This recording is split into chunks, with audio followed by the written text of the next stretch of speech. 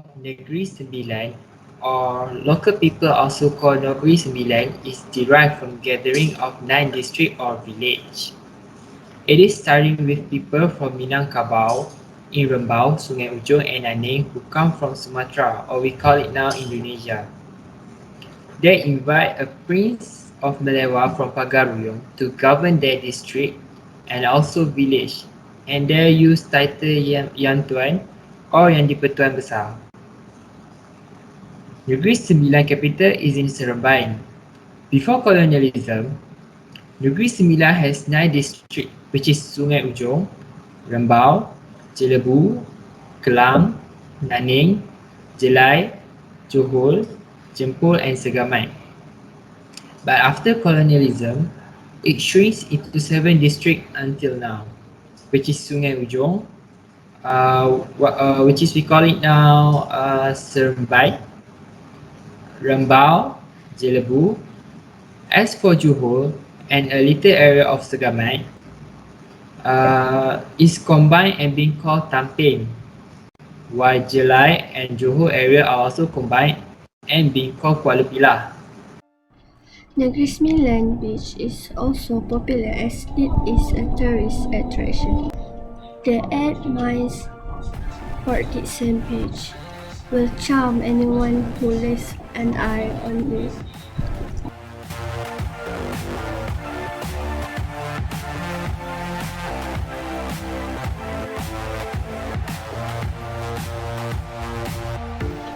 There are a lot of activities that can be done here, such as kayaking, yachting, and various others. Art is not what you see, but what you make others see. Quoted by Edgar Degas. A state is said to be more interesting when there is an element of art in it. So, what are the elements of art found in Negeri Sembilan? The artistic element can be found in street art, or fondly known as Lorong Seni in Malay. Located in Seremban, Negeri Sembilan, it is an alleyway which numbers of amazing murals have been painted there. So, what is so interesting about it? I will show you some street art paintings located in the back alley of 7 premises.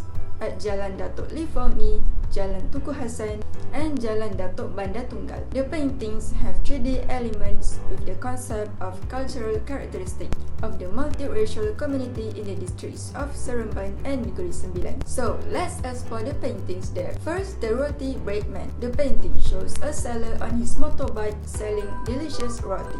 Next is Upin. It's one of the Malaysia's leisure activities, especially in the villages. A number of children will sit on the stems of areca nut tree and someone will pull them forward. Then, plate dancing or tarian piring. It is a form of plate dancing from West Sumatra, originated from the Minangkabau people. Minangkabau influence is dominant in Negeri Sembilan. Thus, it is not that surprising the artist chose this theme for the painting. Moreover, lion dance or tarian singer, which is very popular in Malaysia. Other than that, Festival of Lights. Hindus are not forgotten. This art is created by the artist to depict the importance of Diwali or Deepavali for the Hindus. In Seremban and all over Negeri Sembilan, they are Hindus. So, it is also interesting to have one painting portraying their significant celebrations. Perhaps this artist's motives is to encourage understanding among the people living in Seremban. Then, the butterfly catcher. A girl running trying to capture the butterflies around her is depicted in this unique art. A simple yet fascinating theme that was chosen by the artist who painted the painting. It has a 3D feature that hangs on the girl's side, with the net being real. And the last one, cendol stall or gerai cendol. In the old days, sellers of cendol moved their cart from one place to another, trying to get customers to come and buy their cendol. There is one popular cendol seller in Seremban, not very far from Haji Sharif's and his clan. Street art holds numerous messages such as joy, satisfaction, sorrow, holiday moods, and much more. There is a lot of interesting traditional games at Negeri Sembilan. One of it is Tari Upi Pinang, which is originally from Negeri Sembilan. Obviously, it will use Upi Pinang. You will play it with one person sit down and the other one will pull the Upi Pinang.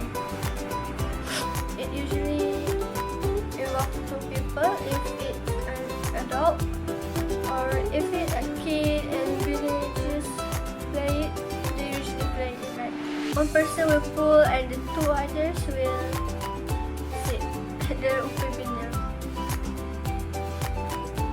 This also can be like competition where they will play as a pair and who reach the end first will win. Next, batu seremban. Batu seremban requires 5 stones or any 5 objects. The 5 stones or the 5 small objects we call as buah. Depending on what type of game they are playing or you are playing, batu seremban also known as serembat or selambut. Girls like to play individually and are usually played in groups of 2 or people or more. Next, cluster rencana at Museum Negara Seri Menanti Kuala Pilah. It is used for transportation during traditional event for yang dipertuan besar Negeri Sembilan. Batu-batu hidup or batu nisan tinggi at Tamping. It can be found abundant or a lot at graveyard and Hi, annyeong. I'm going to talk about the demography of Negeri Sembilan at a glance. Negeri Sembilan is inhabited by a multiracial society that exceeds 1 million person, with the Malay community making up the majority with 61.5%, while the Chinese community makes up 22.9%, the Indian community with 15.1%, while other ethnicity make up 0.5%. Okay, next I want to talk about the Negeri Sembilan flag. This is Negeri Sembilan flag looks like. The color reds, yellow and black make up the official flag of Negeri Sembilan. Then, let's see Negeri Sembilan's traditional food. The most famous food in Negeri Sembilan, as we all know already, is masak lemak cili padi. Ta-da! Recipe that make the food scrumptious are bird chilies, love turmeric, serai, and coconut milk. And yes, I have confirmed it with one of my friends who came from Negeri Sembilan. Other than that, the rendang Nogori. My friend also gave me the info that this food tastes spicy and sweet at the same time. For traditional kuih are wajik and kuih sopang. This how it looks like. Wajik, kuih sopang, oval shaped looks. It is special dish during festive. Alright, let's see how to cook masak lemak cili padi. Hi guys! So today I would like to show you how to cook this delicious masak lemak cili padi.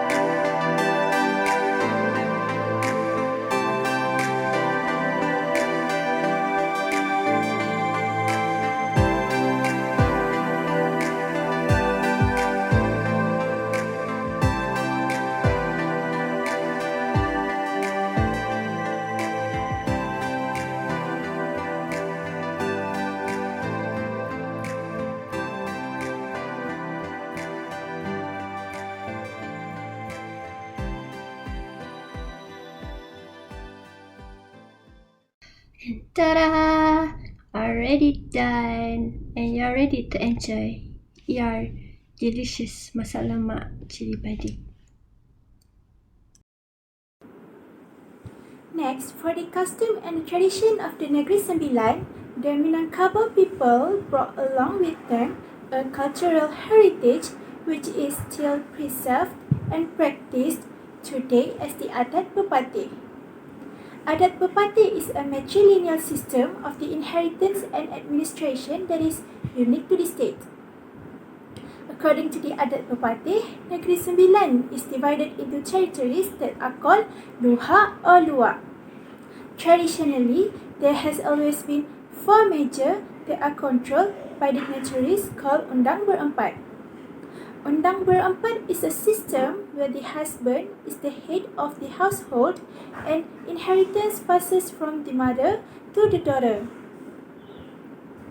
The Minangkabaus divided into 12 tribes, and marriage between members of the same tribe is forbidden.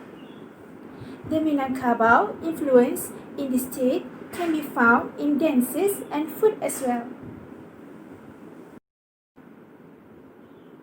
Other than that, as you all know, for the holiday celebration, Negeri Sembilan's public holidays are mostly the same as the other states, such as Chinese New Year, Deepavali, Hari Raya Aidilfitri, and so on. However, it does celebrate a special holiday each year for the Yang di-Pertuan Besar Negeri Sembilan's birthday. Negeri Sembilan is not a royal state in Malaysia. Instead, the state is ruled by Yang di-Pertuan Besar rather than a sultan. On January 14, Yang di-Pertuan Besar Negeri Sembilan's birthday is celebrated as a public holiday with offices and business closed.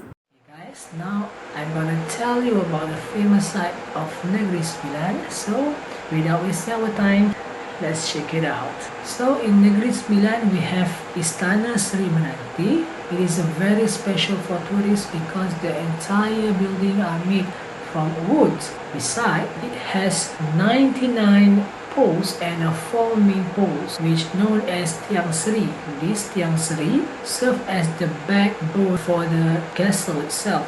An interesting fact about Istana Sri Menanti is, during the construction of the castle, no metal connecting equipment needed like screw or nail. Instead, they are using the wooden connecting equipment method, which known as pasak. This made Istana Sri Menanti is the one of the castle in Malaysia which did not involve the screw or nails during its construction. Now we go to second famous site in Negeri Sembilan, which is Negeri Sembilan State Mosque. It is built in 1966 and finished in the year of 1967, a year after its start. And the 9th pillar also makes the mosque looks like an open umbrella. Next, we go to the third famous site in Negeri Sembilan, which is Sri Senayan Mosque. It is built on a land which have been donated from the RHB group founder, which is Tan Sri Rashid Hussain.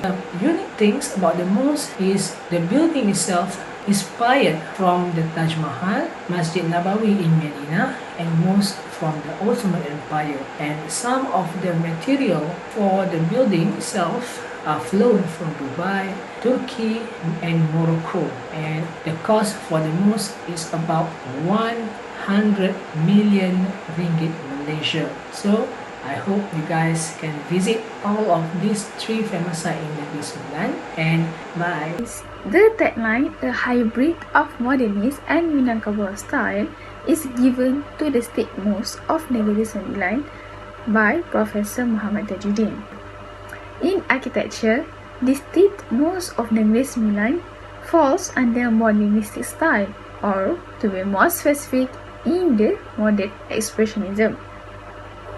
It is because the idea and the main principles is similar to the early revolutions of architecture in Europe in the early 20th century. Enough of the introduction, so we will move on to the building itself. As we know, the State Mosque was designed with an umbrella shape and have a polygonal roof of 9 curved sections. Did you know that the 9 curved sections actually symbolize or reflecting the 9 original districts that constitute the state, which is Negeri Sembilan. Hi guys, I would like to share about the traditional dress and traditional music of Negeri Sembilan. Firstly is about traditional dress. As we know, the Malay people in Negeri Sembilan are known as the Minang people or Orang Minang. This is because most of the Minang people is from the Minangkabau state, which is at the Sumatra. The traditional dress of Negeri Sembilan is a prominent feature from Minangkabau people, which is at Bukit Tinggi. The resplendent attire of women consists of baju kurung teratai that is elaborate with a velvet shoulder that is displaying intricate needlework. They will also wear an exquisitely embroidered headdress shaped like a buffalo on their head. And they will also wear dui rebung tudung, which slightly upturned head. For men, the traditional dress is the baju Melayu cekak musa and a jacket adorned with a gold thread embroidered. They also will wear a woven samping or the waistcloth with it.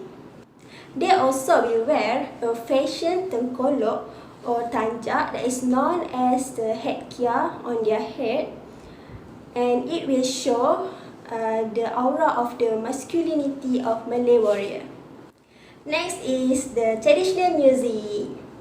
The song of Apa Nak Dikata was sang in the Negeri Sembilan dialect and captured as the top spot as the most popular hit in the early 80s with its catchy, the contemporary blue rhythm. This is because the song was used the Negeri Sembilan dialect in their lyrics. Negeri Sembilan also boasts with the traditional music like Cak Lempang, Tumbuk Kalang, Dikir Rebana, and also the Bongai. The musical instrument used to bear some semblance of the Sumatra, which is the ancestral home of the Minangkabau people. In addition, a dance like tarian lilin and rentak kuda are also popular in the Negeri Sembilan, which is accompanied by the song of the traditional music. So, that was the interesting thing that we should know about Negeri Sembilan.